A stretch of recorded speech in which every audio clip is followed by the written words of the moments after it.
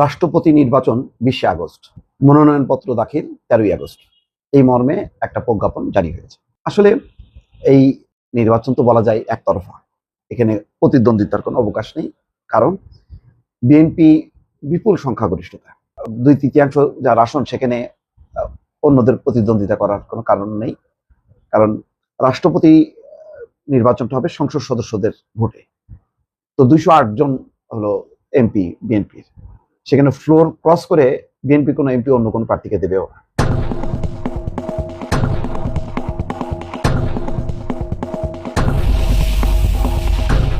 আলোচনা সম্ভবত অন্য কোনো প্রার্থীকে ঘিরে না, বিএনপির প্রার্থী কে হবেন, কাকে রাষ্ট্রপতি যাকে মনোনয়ন দেবেন তিনি নির্বাচিত হবেন, এটাই হচ্ছে সত্য কথা এবং এটাই হতে চলেছে। আর প্রশ্নটা হচ্ছে কে হবেন রাষ্ট্রপতি। এতদিন থেকে যে আলোচনা, তাতে সব আলোচনা ঘুরে ফিরে আসছেন মির্জা ফখরুল ইসলাম আলমগীর, যিনি বিএনপির মহাসচিব।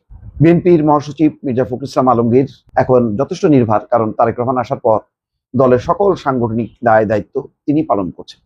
দলের যত সাংগঠনিক সভাগুলো হচ্ছে তারেক রহমান নিজে সামনাসামনি, এখন আগে জুমে, এখন গুলশানে সরাসরি তিনি সাক্ষাৎ করছেন। তো মির্জা ফখরুল ইসলাম আলমগীর অন্তত এখন বলা যায় যে তার সাংগঠনিক দায়িত্ব তেমন একটা নেই। তারপরও গত 15 বছর 17 বছর তাদের সাথে দীর্ঘসূত্রতা, তাদের যোগসূত্র, এটার একটা বিচ্ছেদ ঘটবে। তবে মির্জা ফখরুল ইসলাম আলমগীরই যে হবেন এটা সবাই ধারণা করছেন, কিন্তু শেষ মুহূর্তে নাটকীয়তা আমরা কেউ জানি না। কারণ বিএনপির স্থায়ী কমিটির সভায় এই সব দায়িত্ব দেওয়া হয়েছে তারেক রহমানের উপর। তিনি নির্ধারণ করবেন কে হবেন রাষ্ট্রপতি। এখন প্রশ্ন হলো যে রাষ্ট্রপতি নির্বাচন হবে 90 দিনের মধ্যে। ধরা হচ্ছিল যে স্বাভাবিকভাবে নেক্সট পরবর্তী সেশন সম্ভবত সেপ্টেম্বরে, তখন। তো এটা কেন তাড়াহুড়ো করা হলো বোঝা যাচ্ছে না, এমন কোনো গুরুত্ব বহন করে বলেও মনে হয় না। অস্থায়ী রাষ্ট্রপতি হিসাবে স্পিকার একই সঙ্গে রাষ্ট্রপতির দায়িত্ব পালন করছেন, আবার স্পিকারের দায়িত্বে এখন ভারপ্রাপ্ত যে ডেপুটি স্পিকার তিনি পালন করছেন। খুব একটা মানে এটা নিয়ে সংকট তৈরি হয়েছে তেমনটা বলা যাবে না।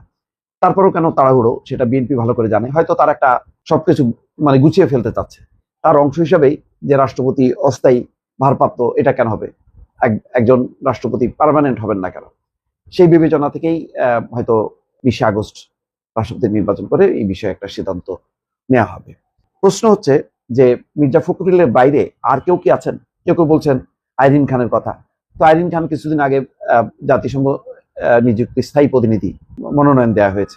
তিনি দল করেন না, কিন্তু একটা আত্মীয়তার যোগসূত্র আছে তারেক রহমানের পরিবারের সাথে। এখন তার কথাটা শুধু পারিবারিক সূত্রটা এটা বড় করে দেখবে না নিশ্চয়ই প্রধানমন্ত্রী তারেক রহমান। তার বিবেচনায় থাকবে দল, দলের প্রতি কারো আনুগত্য আছে, কে নির্ভরযোগ্য, এই সমস্ত বিবেচনায় নমিনেশন দেওয়া হবে। এখন মির্জা ফখরুল ইসলাম আলমগীরকে যদি দেওয়া হয়, তাহলে ওই আসনে আবার নির্বাচন হবে, মির্জা ফখরুল ইসলাম আলমগীরের আসনে। সেখানে কে হবেন?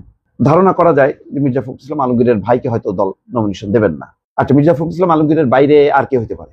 একমাত্র সিনিয়র নেতাদের মধ্যে যিনি এমপি নন এমন একজন আছেন নজরুল ইসলাম খান, আর খুব কেউ কি আছেন সেলিমা রহমান।